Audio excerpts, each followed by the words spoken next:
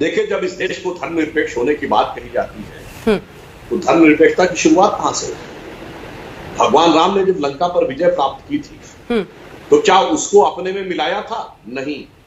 वहां कोई अपना डिप्टी बैठाया था? नहीं। वहां का धर्म परिवर्तन किया था? नहीं।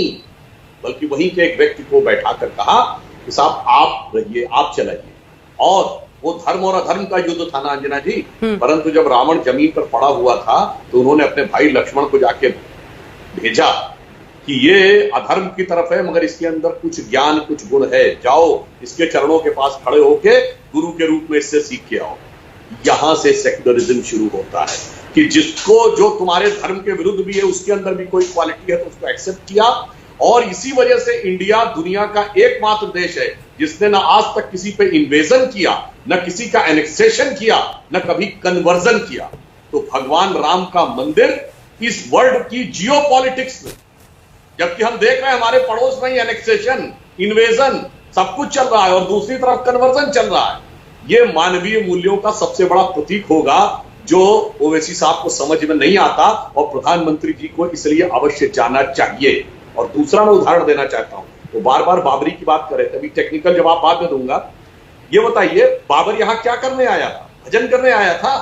अरे फरगना में उसके भाइयों ने मार मार के भगाया था, इसलिए भारत आया। और फिर कहां उसकी कब्र है? अफगानिस्तान में।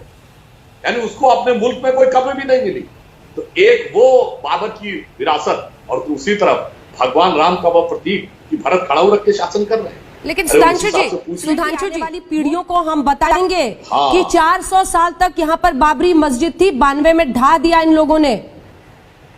अब देखिए, ये जो उन्होंने बात कही, मेरी बड़ी इच्छा थी कि उनको जवाब देता।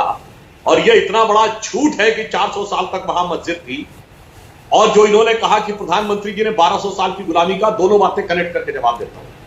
आपको पता है जितने वाइसराय भारत में थे वो भारत के शासक नहीं कहलाते थे, वो ब्रिटेन के क्राउन के रिप्रेजेंटेटिव कहलाते थे। उसी प्रकार से अलाउद्दीन खिलजी के बाद जितने मुस्लिम शासक हुए भारत में, उन्होंने बगदाद के खलीफा से खुतबा पढ़वाया है, उसके रिप्रेजेंटेटिव के रूप में शासन किया है। तो यह भी विदेशी शासन था, वो भी विदेशी शासन था। और अगर बाबर ने मस्जिद बनाई तो जब उसने बगदाद के खलीफा से खुतबा पढ़वाया तो तजुके बाबरी में लिखा कि मैंने मस्जिद बनवाई है।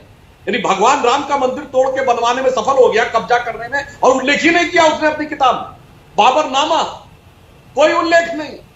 चलो भूल गए होंगे तो उसके बेटे का हुमायूं नामा, कोई बाबरी मस्जिद का उल्लेख नहीं।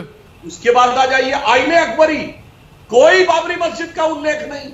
और उस जमाने में फॉरेन ट्रेवलर आया विलियम फिंच, 1608 से 1611, कोई उसने अयोध्या में इस्लामिक इमारत का ही उल्लेख नहीं किया। वो तो ईस्ट इंडिया कंपनी के साथ आया था भाई। उसके बाद आइए जहांगीरनामा, कोई उल्लेख नहीं। ये आ कहां से गई? औरंगजेब के काल के बाद।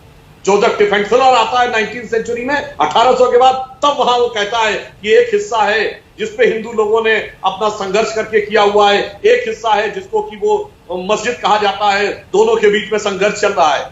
और इतनी टेक्निकली गलत बात कह के निकल गए ओवैसी जी कि 1966 में विश्व हिंदू परिषद बना, उसके बाद ये मुकदमा हुआ। जनाब, ये मुकदमा मुस्लिम वक्फ बोर्ड ने 1961 में दिसंबर में, और क्यों किया? 1949 दिसंबर में वहां पर मूर्तियां प्रकट होने के बाद 12 साल का समय होता है मालिकाना हक पे कोर्ट में जाने का। 12 साल तक कोई समस्या नहीं थी। जब 10 दिन रह गए थे 12 साल पूरे होने में, तब जाके मुकदमा किया। और उससे पहले